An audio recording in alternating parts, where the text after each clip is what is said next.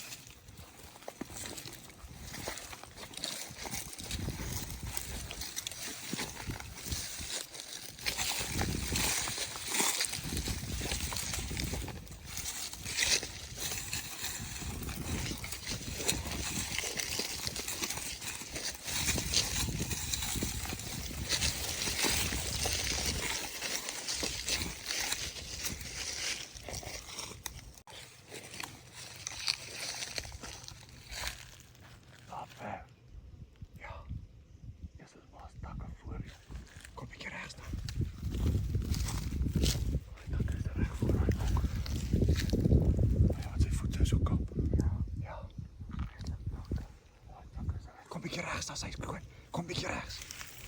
Niet zo raar zoals dat.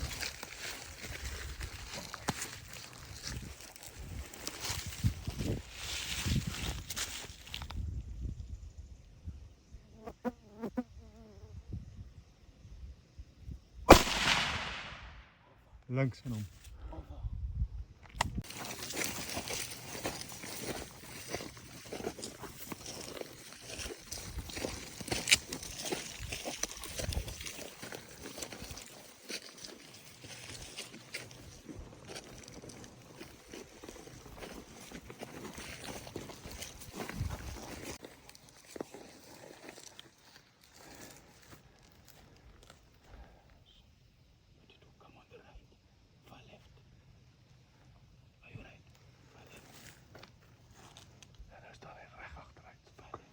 Take the shooting sticks to the right a little bit.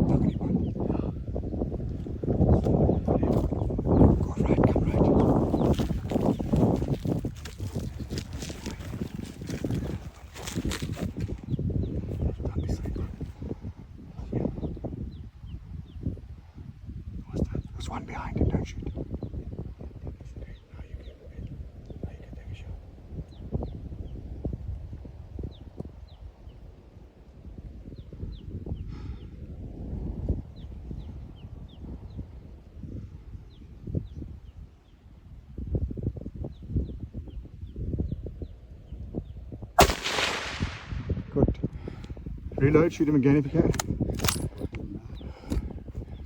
Still standing there, to the right. Can give him anyway.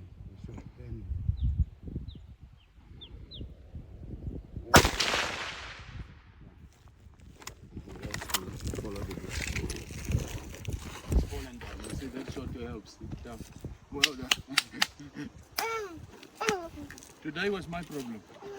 Today was my problem. I didn't shoot good. I didn't shoot good.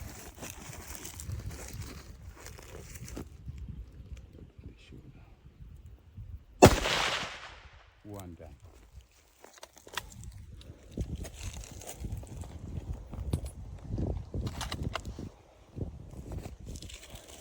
Nog twee niet mag ik. Kijk uit, maar die daar.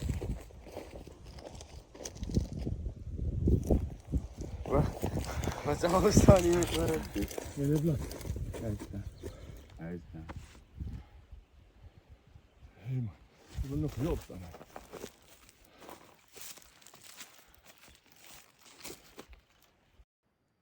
And there I was, after a couple of stalks, 2 missed shots, the happiest man in Africa that evening, standing next to a nice mature Roosevelt Sable Bull, nice thick horn bases, nice curve, something I couldn't ask for anything better.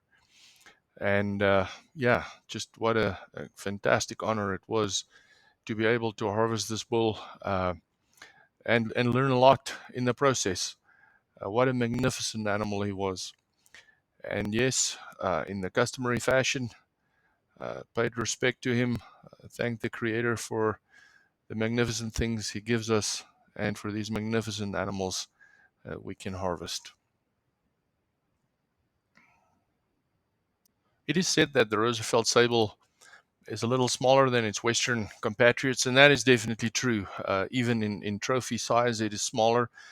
It is also said that it may be a little more reddish brown in color, but this bull was absolutely jet black. And again, I needed to really thank Roelof Niemann.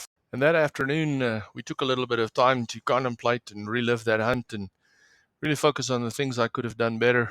But again, a true friend that helped me out to get a fantastic result under not so ideal conditions. Great to share it with other friends and my wife. And that evening to dine on the fine tenderloins of these fantastic animals was a great experience. And just a quick look at that fantastic bush kitchen where they turn out, freshly baked bread every day, great meals, an absolutely great experience. And, it's the little things that we sometimes don't appreciate and don't pay attention to that really makes these hunts pretty awesome. A very simple thing is, you chuck your dirty clothes into a bin, and this is how it's laundered every day. It's washed, and then somebody's got to iron it, and they use coal-loaded irons. I mean, it's an ancient piece of equipment, but you go to hunt with fresh pressed clothing every day. The 318 Wesley Richards with 250 grain bullets performed flawlessly. If only I could shoot well. Then, to spend that last day in the Masinji camp overlooking the water and really relax after that hunt, pretty awesome. Can't be beat. Spend time in camps of this quality. And then during the late night drives back to camp, that gives you a lot of time to think and contemplate about the opportunities that we have. And, I'm just truly grateful that I'm still young enough to be able to run after these animals, have a fantastic wife that can go with me, and true friends that can enjoy this with me. Those things are truly tough to beat.